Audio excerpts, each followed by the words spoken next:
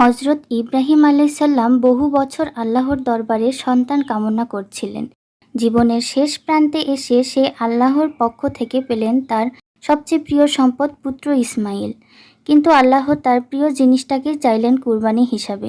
এক রাত নয়, বারবার তিনি একই স্বপ্ন দেখতে লাগলেন, যেখানে তিনি নিজ হাতে কুরবানি করছেন তার প্রিয় সন্তানকে। এই কঠিন হুকুম পেয়ে তিনি দ্বিধা করলেন না। তিনি বুঝলেন এটা আল্লাহর হুকুম।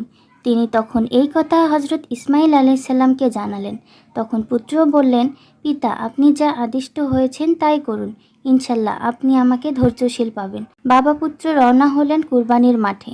চোখ বন্ধ করে যখন হজরত ইব্রাহিম আলাইসাল্লাম ছুরির কোপ চালালেন, তখন আল্লাহর হুকুমে ইসমাইল আলাইসাল্লামের পরিবর্তে কুরবানি হলো একটি বড় দুম্বা। সফল হলেন হজরত ইব্রাহিম আলাইসাল্লাম।